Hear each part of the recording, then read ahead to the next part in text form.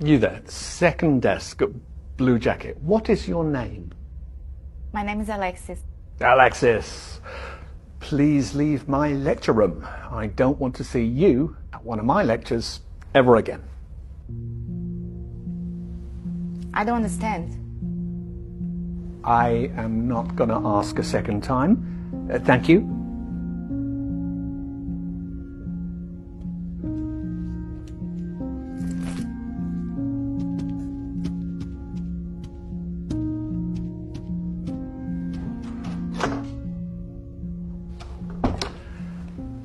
Why are there laws? What are laws for? Anyone?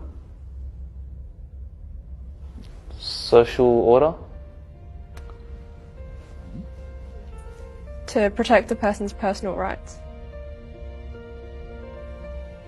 So that you can rely on the government? Justice? Thank you. Tell me, was I unfair to your classmate just now? Indeed I was. So, why didn't any of you protest? Why didn't any of you try and stop me? Why didn't you want to prevent this injustice? You see, what you have just learnt, you wouldn't have understood in 1,000 hours of lectures unless you lived it.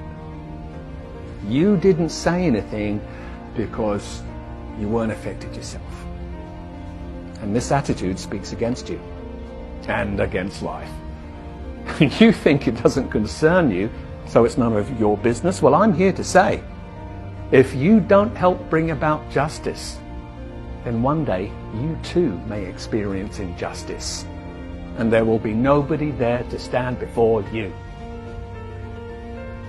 Truth and justice lives through us all, and we must fight for it.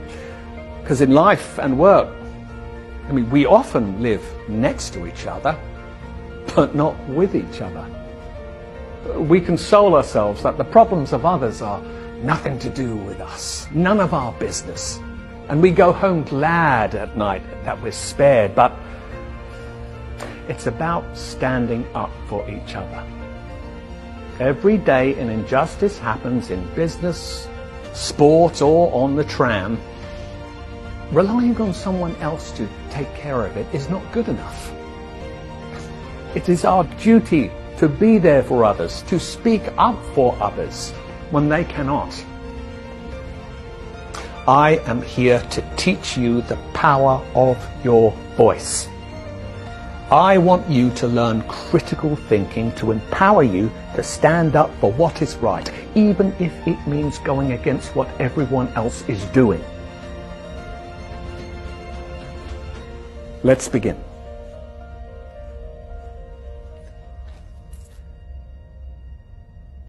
White people, watch this video, and I'll be right back.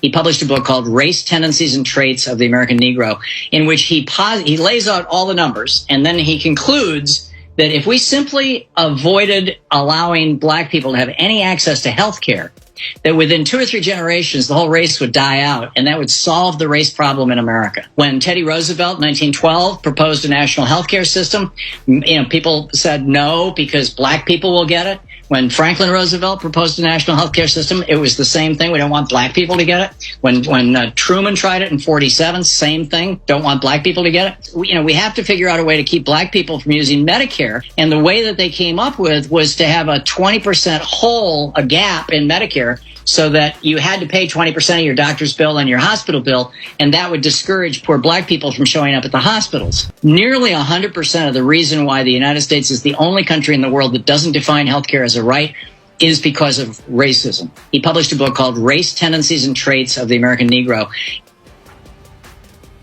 How many times do I have to say this?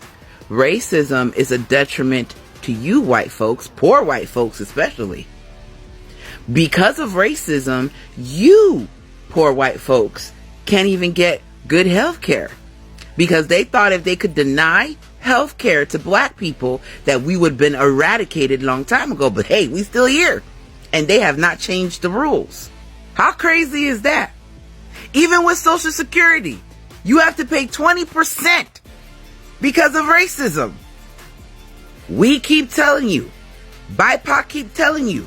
Black people keep telling you. It is not us that makes your life suck. It is those racist politicians and their racist legislation that they think that's going to harm us, but harms you at the same time. And they don't care if it harms you. They don't give a shit. And then you continue to vote against your own interests. All because a bunch of rich white people told y'all to hate black people because black people are doing stuff to you as a whole. And we're not, because we don't control shit. We don't control the healthcare system. We don't control Social Security. We don't control your wages. We don't control shit. But they continue to tell you that it's us. So you turn your focus on us and harass the shit out of us for no fucking reason, when we have no power to affect your life as a whole community. Pay attention. Ending racism is not just beneficial to BIPOC. It's super beneficial to poor white folks and middle-class white folks. I said what the fuck I said. Remember, diversity equal power. We can change the world when we work together and protect black women. Until next time.